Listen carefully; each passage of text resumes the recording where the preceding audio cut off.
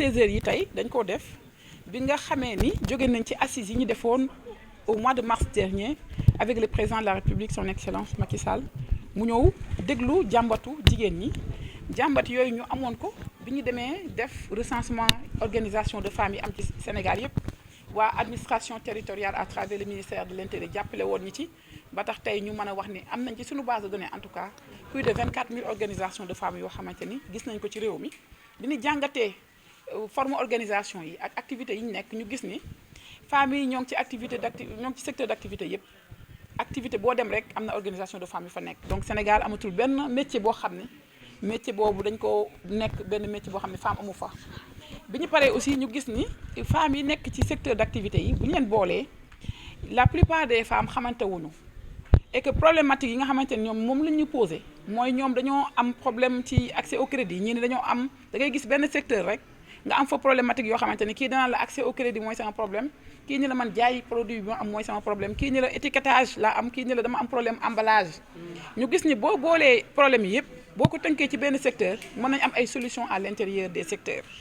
léegi nag ñu ni kon il faut qu'on aille vers le réseautage c'est-à-dire ñu fexe ba femmes yi gën a xamante ñu fexe ba femmes yi gën a xam ni man maa ngi dëkk Wakaam am na ko dëkk Mermoz kii def la même chose que li may def te kooku noonu problème bi ma am amu ko moom naka la def ba trouver solution ci sama problème loolu ñu jàpp ni facteur la boo xam ne bu ñu ko mettre en avant ci jigéen ñi solidarité boobu jigéen ñi war a am xamante bu ñu war a xam dinañ mën a am ay solution yoo xamante ni yu bari problème yu bari ñoom dañu ko posé donc tey ñu jël secteur bi nga xamante ne mooy aviculture commencé ak ñoom femmes yi nekk ci njaayum ganaar yi ak yarum ganaar gi suba ñu jël femmes yi nga xamante ne ñoo nekk ci horticulture maanaam ñiy bay ñi nekk ci ndugg mi légumes yi suba lañ leen woo pour dajale leen aussi waxtaan ak ñoom gannaaw suba ñu jël femmes yi nekk ci transformation bi ndax produits agricoles yi femmes yi dañoo nekk ci di utiliser ay jumtukaay di ko transformer di ko def ay yeneen produits di ko jaay mais également gannaaw suba muy àjjuma ñu dem ci femmes yi nga xam dañoo nekk ci wàllum saabu bi ak javel bi ñooñ tamit ñu boole leen xool waxtaan ak ñoom problème yi nga xam ne posé nañ ko bu ñu leen boolee en réseau est-ce que solution yi di jóge ci réseau ba donc tey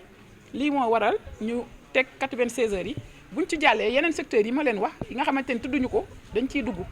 kon loolu laa leen di wax ni secteur yëpp femmes yi ña nga fa dañoo bëgg secteur bu ne ñu créer un réseautage créer une coopérative pour gën a dëgëral jigéen ñi pour ñu gën a xamante pour ñu gën a joxante loxo pour que problème yi nga xamante ni femme entrepreneur dañ koy am solution bu ñoom seen bopp mën nañ ko trouver donc voilà l'objectif de ces 96 heures yi nga xam ne dañ koy indi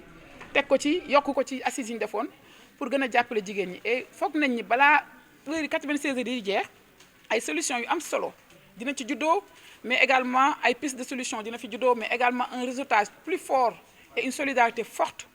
des femmes entrepreneurs dina ci juddoo loolu mooy li ñu war a mu ñu boole tey.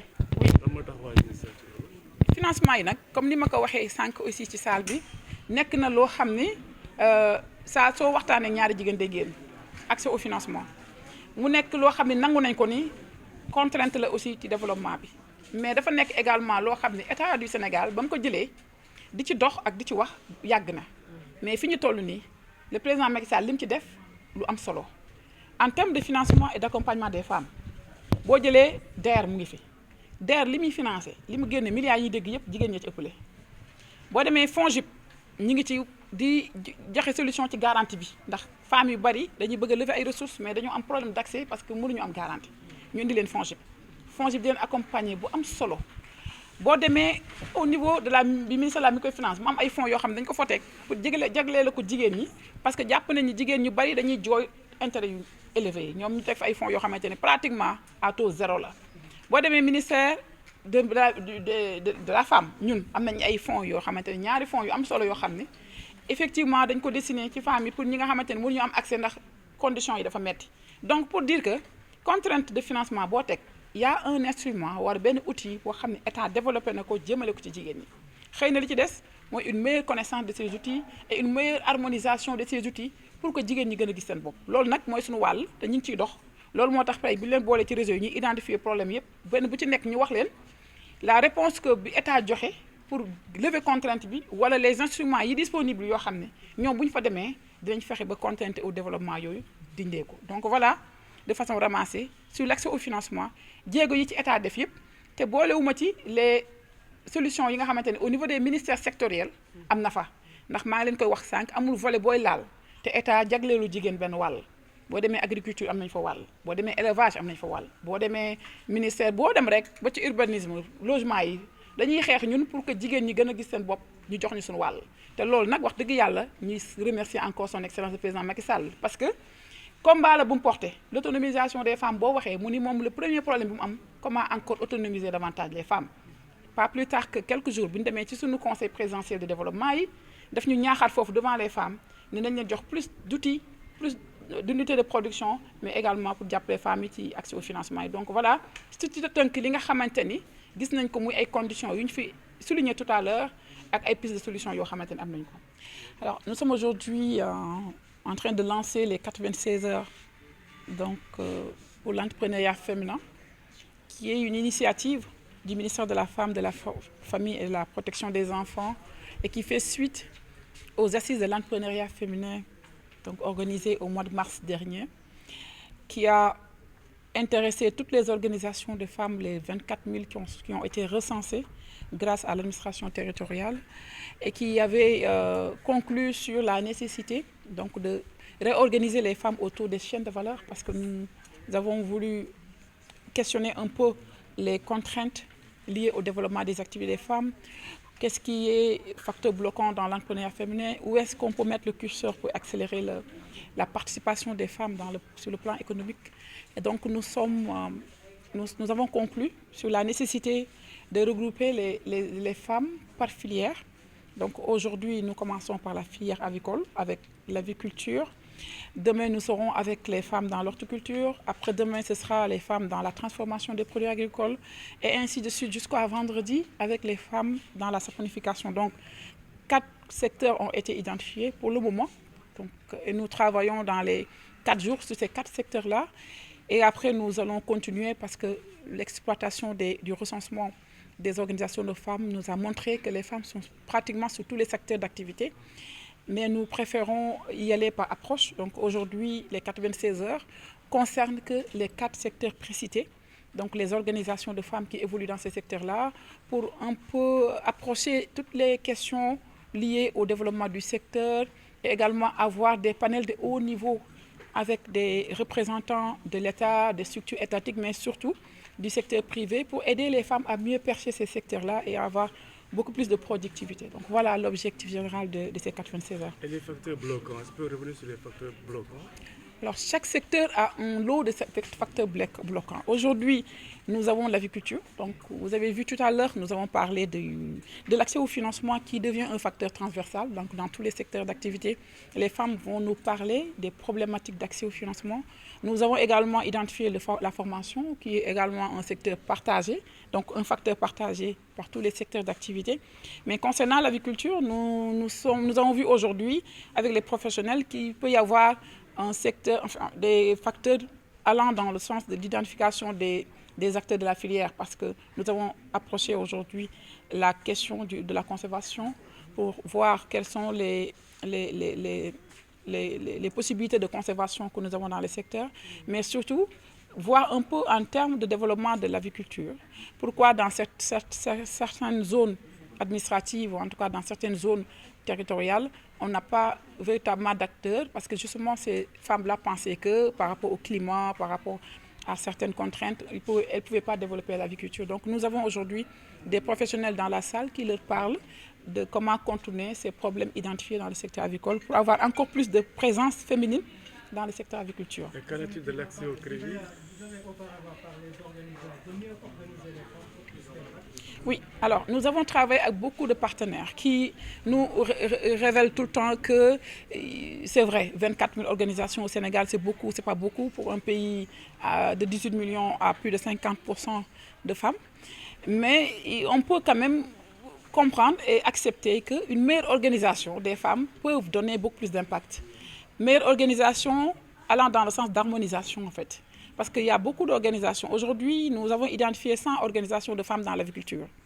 Ainsi, chaque jour, on identifie 100 pour avoir juste un nombre restreint et pouvoir travailler de façon efficace. Mais, comme je vous ai dit, nous avons une base de plus de 24 000. Alors, ce qui est ressorti avec nos discussions avec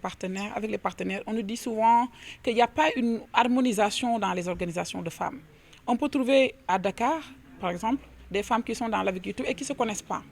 Et ces femmes peuvent avoir comme facteur bloquant la commercialisation de leurs produits. Une autre femme qui se trouve à Ouakam, pas loin de Mermoz, peut avoir un marché non satisfait parce que justement sa production ne peut pas répondre à la demande. Et donc la mise en réseau à travers une coopérative peut nous aider à mieux impacter, à mieux avoir une productivité pour les femmes. La mise en réseau découlant sur une coopérative de femmes qui évoluent dans le secteur. La femme qui est à Mermoz doit comprendre et connaître qu'il y a une femme qui évolue non loin à Ouakam ou à Pikine ou à Guédiawaye et qui a une production disponible. Et cette mise en relation, cette mise en réseau peut nous permettre de résoudre un peu un problème de commercialisation ou en tout cas un problème d'étiquetage ou un problème. Donc on s'est rendu compte que les problématiques des secteurs au niveau des activités des femmes peuvent être résolues par les femmes elles-mêmes. Mais c'est parce que les femmes ne se connaissent pas, c'est parce que les femmes ne travaillent pas ensemble et ces problèmes existent à Diourbel et pas à Tamba. Ça a été résolu à Saint-Louis et les femmes de Kaolack n'étaient pas au courant. Donc c'est pourquoi on mise sur le réseautage. Le réseautage à travers la création de coopératives, des organisations. Qu'en est-il de l'accès au crédit?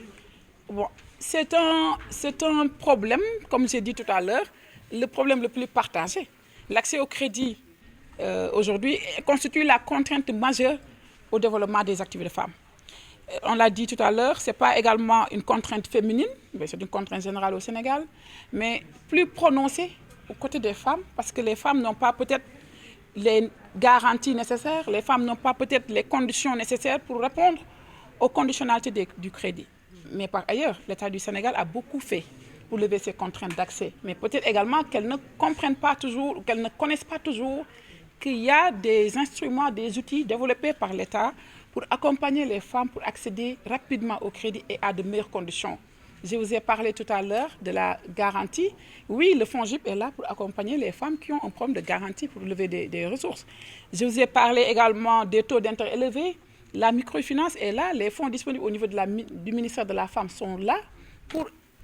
aller dans le sens de lever la contrainte des taux d'intérêt. Ainsi de suite. Le niveau de formalisation, les institutions sont là, l'ADPM est là pour accompagner